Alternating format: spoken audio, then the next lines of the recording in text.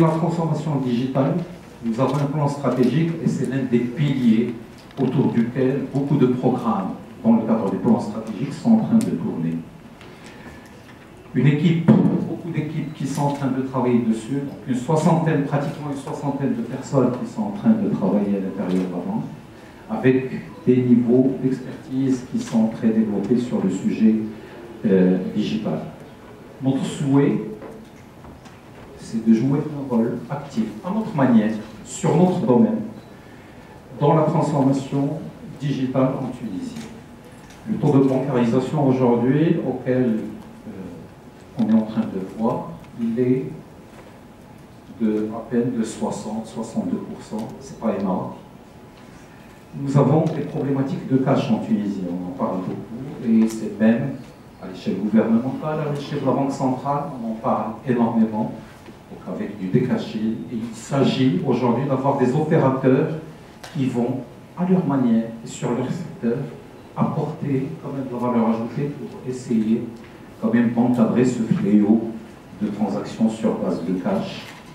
Ça permet au passage de l'inclusion financière. De l'inclusion financière, c'est en baissant tous les rideaux, tous les toits, tous les murs, qui font aujourd'hui, malgré le fait qu'on est en l'an 2018, des fois on continue de réfléchir avec l'esprit des années 70. Une banque, ça fait toujours peur.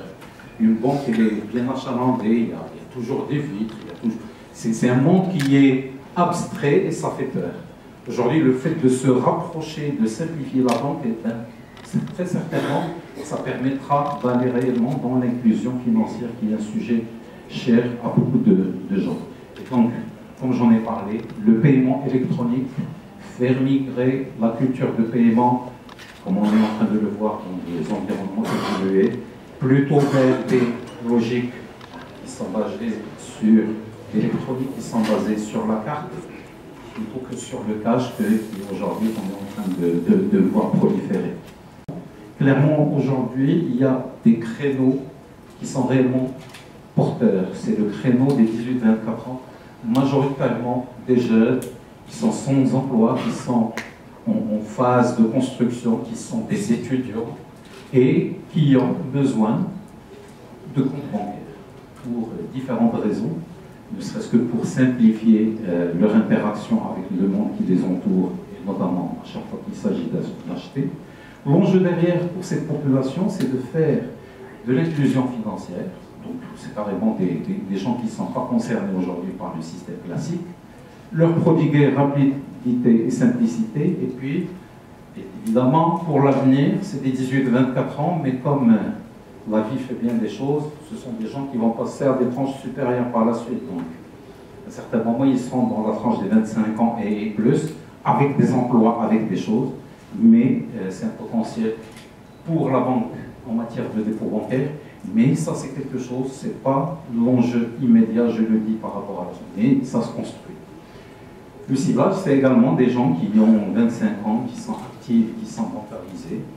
L'objectif, c'est le décaching. Il y a des gens qui sont aujourd'hui pleinement cash, et aujourd'hui, on est sur une offre où ils auront pratiquement très peu de temps et de moments dans lesquels ils vont être en contact avec leur banque physique. Une excellente manière pour les inciter pour aller dans le deal décaching. 5 ans et plus, avec des emplois, avec des choses, mais c'est un potentiel pour la banque en matière de dépôt bancaire, mais ça c'est quelque chose, c'est pas l'enjeu immédiat, je le dis par rapport à la suite, mais ça se construit. Le ciblage, c'est également des gens qui ont 25 ans, qui sont actifs, qui sont bancarisés. L'objectif, c'est le décaching. Il y a des gens qui sont aujourd'hui pleinement cash, et aujourd'hui, on est sur une offre où ils auront pratiquement très peu de temps et de moments dans lesquels ils vont être en contact avec leur banque physique. Une excellente manière pour les inciter pour aller dans le deal décaching. Diversifié qui est composé de l'ouverture de compte. Les clients à distance et sur leur support Internet et mobile, ils peuvent suivre, gérer leur compte et gérer leur carte, qui sera le principal moyen d'interaction. Et puis également, ils peuvent demander des crédits en ligne.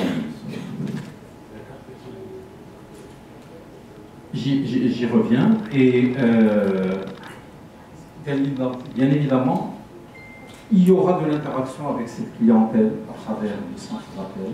À chaque fois que eux, ils souhaitent réellement nous contacter lorsqu'ils ont des demandes d'information, mais également nous en mode interactif pour pouvoir réellement mieux fructifier pour nous et pour eux la relation client. Donc, beaucoup d'interactions pour les informer, pour les prendre en charge, notamment au début, un conseil qui est dédié, et puis un live chat et un système de mail. Le lancement, c'est aujourd'hui, mais je peux vous assurer que dès le premier jour après le lancement de cette plateforme, les équipes vont travailler sur les évolutions de l'offre actuelle. On estime que ça constitue une très belle offre de démarrage pour la vente en ligne. Alors, première nouveauté, il y aura une offre qui est totalement gratuite pour la communauté. Ça, c'est important. Il y a toujours le frein de tarification, etc. Pour que les gens qui veulent s'inscrire dans l'offre 8 Start, pour commencer, pour donner l'appétit, c'est une offre qui est gratuite et c'est une offre quand même qui est assez sympa. Comme j'ai dit, le principal outil d'interaction sur toutes les offres, c'est la carte bancaire. C'est important parce que c'est l'interaction qui est à distance. Donc les deux offres sont équipées de cartes et qui sont des cartes personnalisables. Donc, le client peut choisir. Il y a des gens qui aiment des thématiques, qui aiment des couleurs, qui aiment. Ils auront le choix à l'intérieur de la banque de pouvoir personnaliser un peu leur carte. C'est le meilleur, c'est un moyen. Ensuite, alors cette offre, c'est quoi? Le client peut faire des virements. Il recevra des notifications qui sont liées au fonctionnement de son compte. Il aura à suivre sa carte, ses dépenses, il aura à suivre son compte. Également sur toutes les dépenses, sur toutes les entrées, tout ce qui tourne autour du compte. Donc, je pense que pour le particulier, quand il s'agit de donner une carte, de pouvoir recevoir des virements, émettre des virements et surtout donner le moyen de suivre un compte, je pense que c'est un socle d'une belle offre. Certes, elle n'est pas complète, mais une très belle offre qui est de surcroît gratuite. La deuxième, elle est payante. Et on reviendra, si vous voulez, par rapport aux détails. Elle est plus étoffée tout simplement par deux éléments. Je pense qu'il y a un peu plus de choix en matière de cartes, en matière de personnalisation de cartes, mais c'est un compte où on peut demander un chéquier et c'est surtout un compte où on peut demander un crédit. C'est ça la différence entre l'offre gratuite et l'offre payante. Ce qu'il faut retenir, c'est qu'aujourd'hui on sort avec ça, vous allez pouvoir le tester vous-même. Donc, la plateforme est disponible, on peut télécharger même l'application, n'est-ce pas, voilà. Donc vous pouvez le tester et c'est opérant à partir d'aujourd'hui.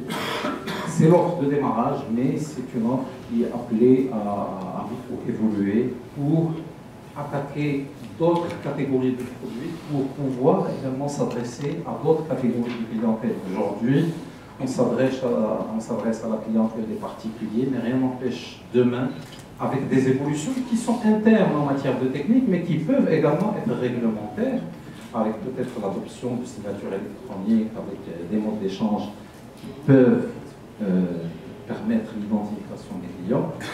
Pourquoi pas demain ne pas attaquer le marché des migrants, qui est un marché qui est très important qu'on pourrait adresser à travers la vente en ligne, mais également tout ce qui est très petite entreprise, tout ce qui est professionnel et tout ce qui est start-up, par exemple.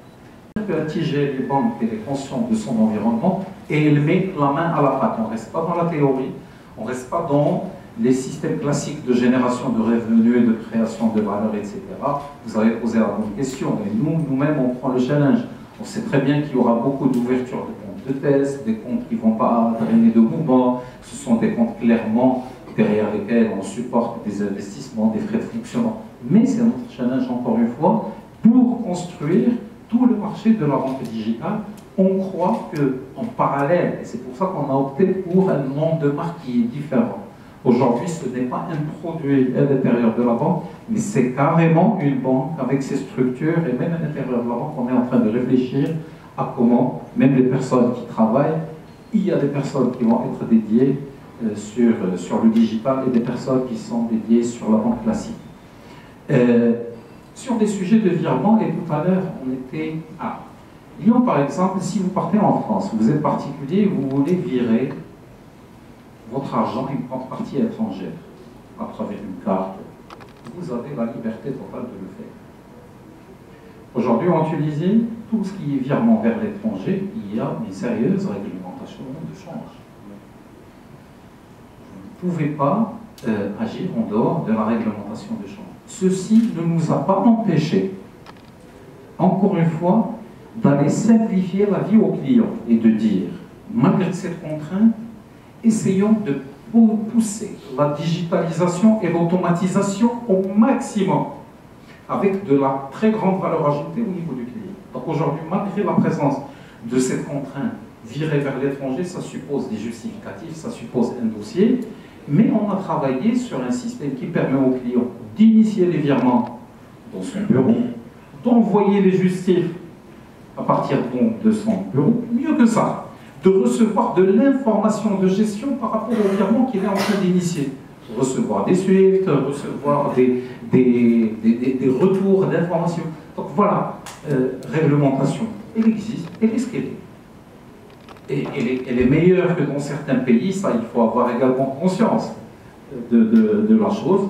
Mais nous, notre rôle, c'est d'agir à l'intérieur de tout ça et d'essayer, encore une fois, de pousser la création de valeur clientèle au max.